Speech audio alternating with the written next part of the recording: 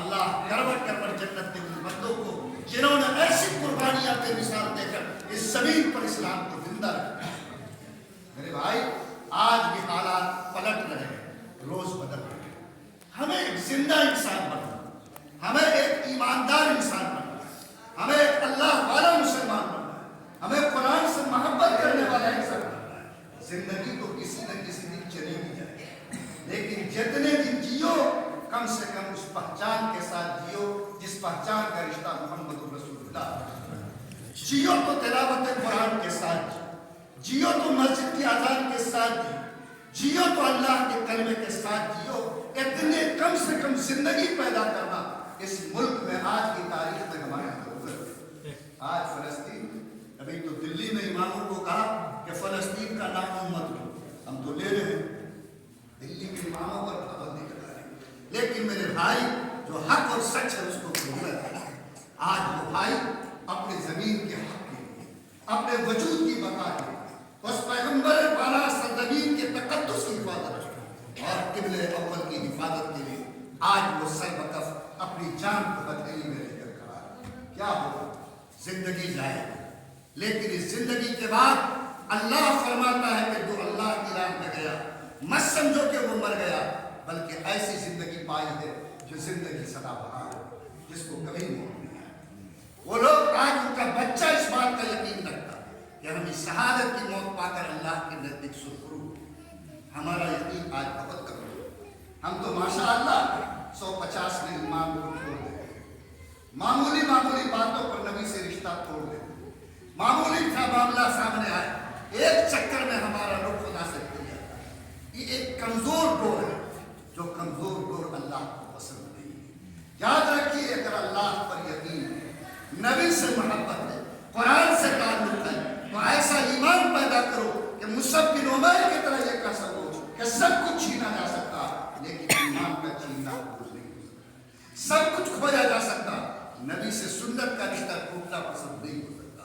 سب کچھ کھویا جا سکتا ہے لیکن ایمان کا سودا قبول نہیں ہو سکتا۔ آج آپ کو حیرت ہے کہ 1 کروڑ یہودی دنیا میں، اس سے کچھ کتنا 1 کروڑ، مسلمان کتنا 125 کروڑ، بولیے نا کتنا 125 کروڑ، بولو کتنا کا فرق ہے؟ 1 کروڑ 125 کروڑ، لیکن آج بولو وہ قوم کتنی اندر سے مضبوط ہے کہ 125 کروڑ مسلمان اس کے سامنے آج کھڑے اور ڈٹنے کے لیے بیٹھا۔ کیا حالات، کس چیز نے اس کو وہاں تک پہنچا، کون سی چیز نے اس کو اندر سے طاقت دی؟ لوگوں آج ضرورت ہے کہ ہم سمجھیں کہ ہم اس زمین پر آج پوری دنیا میں 125 کروڑ، ہندوستان میں 25 کروڑ، آج 5-6 کروڑ کچھ تعداد سکھ کی، اس سکھ کے بیٹے پر کوئی ہاتھ نہیں ڈالتا، اس کی بیٹی کی عزت کی کوئی چادر اتار نہیں سکتا، اس کے خلاف کوئی بول نہیں سکتا، اس لیے کہ ابھی بولا تو ہندوستان ہل جائے۔ لیکن میرے بھائی آج میرے بھائی کے سینے میں ٹرین پر گولی ڈالا ہے، آج امام کو گڑگاؤں میں مسجد میں شہید کیا جاتا، آسام میں ان کے چہرے پر گلے پہ چھری چلائی، آج ہماری بیٹی اللہ جیسی کو جلا کر اس کا ویڈیو بنا کر وائرل کہاں ہے؟ کس ترازو میں آتا ہے؟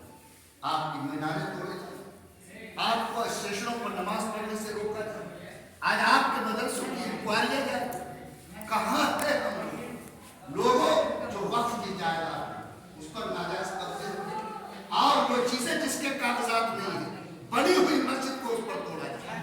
بولو یہ مشکل حالات کے ہیں، کیا غور کرنے کی ضرورت ہے؟ کیسے بدلیں گے؟ اگر ہم نہیں بدلے تو حالات بدلیں۔ حالات کا مطلب گرمی جاڑا تو بدل ہی رہا ہے، بدل رہا ہے کہ نہیں؟ لیکن ہمارے اندر جب تک تبدیلی نہیں ہوگی اس وقت تک حالات میں کوئی فرق پائے گا۔ ہم نے یہ سوچ لیا ہے کہ 24 گھنٹہ پیٹ پر لگانا، ہم نے سوچ لیا کہ 24 گھنٹہ کپڑے پر لگانا، ہم نے سوچ لیا کہ اپنے مکان کے دیوار پہ 24 گھنٹہ لگانا، لیکن یہ سوچ کہ ہم اپنے گاؤں کے لیے کسی دن بیٹھے، یہ گاؤں میں گناہوں کا دروازہ، گاؤں میں ٹوٹے ہوئے لوگ ایک دوسرے سے جڑے، گاؤں میں ایک ایسی محبت پیدا ہو کہ اس گاؤں کی آواز کو کوئی غلط استعمال کر کے فائدہ نہ اٹھا سکے۔ اس گاؤں میں تعلیم کتنی ہے، اس تعلیم کے لائن کو سدھارنے لیے کسی کو فرصت نہیں، سب اپنے آپ پہ کھویا ہوا ہے۔ تو قوم کی فکر قوم کرے، ملت کی فکر قوم کرے۔ اللہ غنیمت کرے چند اداروں جو ادارے آپ کو جگاتے ہیں، آپ کے پاس آتے ہیں، آپ سے کہتے ہیں کہ آپ حالات کو سمجھیں، آپ کتنی بے وزن ہیں، آپ اس کو ناپیے کہ اس ملک میں آپ کی کیا حیثیت باقی ہے۔ لوگوں، ان اداروں کی آواز کو سمجھیں، ان بڑوں کی پکار پر بھی اگر ہم کھڑے نہیں ہوئے تو شاید آنے والا دن ہم کو معاف نہیں کرے۔ اس لیے موقع بموقع آپ کے بڑوں کی طرف سے ایسے حالات لائے جاتے ہیں تاکہ کم سے کم ہم کو جاننے اور سمجھنے کا موقع مل سکے۔ چنانچہ یہ جو مدارس کے معاملہ ہے، آج مسجد بنا لیا، رجسٹریشن کرایا ہی نہیں، مسجد بنا لیا، زمین وقف لکھایا ہی نہیں، آج ساری مسجد جا رہی ہے۔ شہر میں مسجد بنا لیا، بلڈنگ کا نقشہ پاس کروایا، آج ساری مسجدیں جا رہی ہیں، تباہ ہو گئی۔ آج جہاں وقف کی جائیداد پڑی ہوئی ہے، کاغذ موجود ہی نہیں۔ آج مدرسوں کے حالات یہ ہے کہ بنا لیا مدرسہ، مدرسے کی زمین کا کاغذ نہیں، مدرسے کا حساب کا آڈٹ ہونا چاہیے، آڈٹ نہیں، مدرسے میں ہاسٹل کھول لیا، سرکار کے رول ریگولیشن کو پورا نہیں۔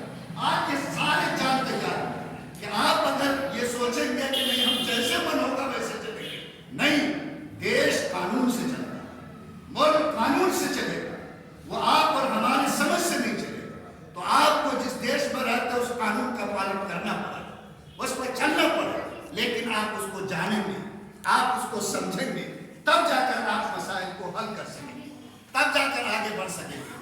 تو یہ سب ساری چیزیں وہ ہیں۔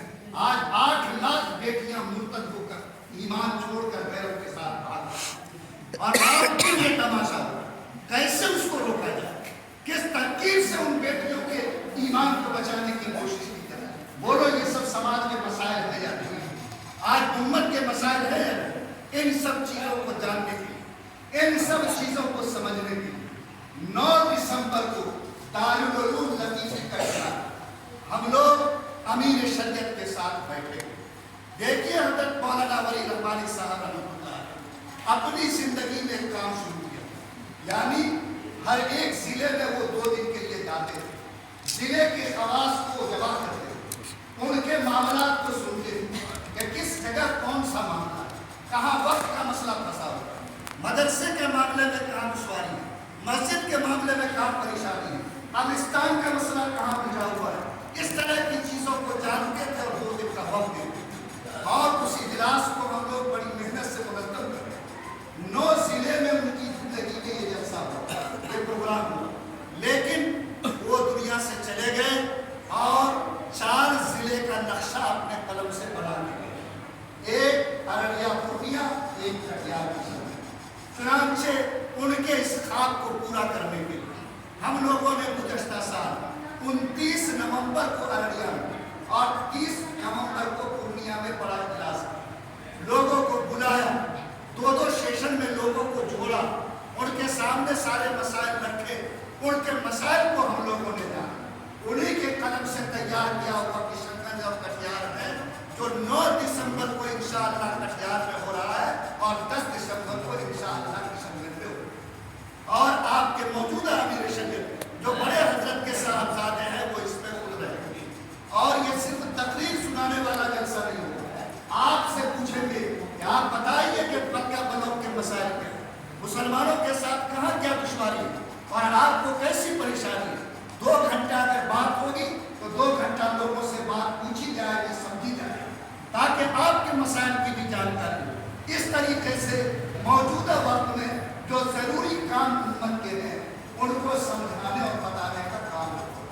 آپ جلسہ جلوس میں جاتے رہو، اجتماع میں جاتے رہو، خوب جائیے، اللہ مبارک کرے، لیکن یہ پروگرام اپنے ڈھنگ کا ایک الگ پروگرام جس میں آپ کو قریب سے اپنے امیر شریعت کو دیکھنے، ان کی بات کو سننے اور اپنے مسائل رکھنے کا موقع ہے۔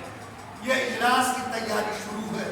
مولانا مجاہد الاسلام صاحب کی خواہش تھی کہ میں 1 دن یا 2 دن کا وقت اس علاقے کے لیے دوں، چنانچہ کل میں نے موسیٰ پور میں جمعہ کی نماز پڑھی، آج مہشپور صالح پور میں میٹنگ ہوئی ہے، آج یہاں میٹنگ ہے، میں انشاءاللہ آج ہی شام کو پٹنہ واپس ہوں گا۔ خواہش تھی کہ بگیلی میں ہم لوگ جمع ہو کر اپنے بھائیوں کے ساتھ بات کریں، تو میں آپ سارے ذمہ داروں سے پوچھتا ہوں، بھائیوں سے پوچھتا ہوں، کیا انشاءاللہ ہم لوگ مل جل کر پوری قوت ایمانی کے ساتھ اس اجلاس کو کامیاب بنانے کے حصے دار بنیں گے؟ بریلی کے حساب سے انشاءاللہ نہیں، ذرا پاور والا انشاءاللہ بولیے۔ اللہ آپ کی ایمان کو ہمت کو قبول کرے۔ تین کام کرنا، ایک کام تو کرنا یہ ہے کہ ہم لوگ انشاءاللہ اس پروگرام میں 9 دسمبر کو ضرور شریک، اس وقت تک مکے اگے بھی نمٹ جائے گا۔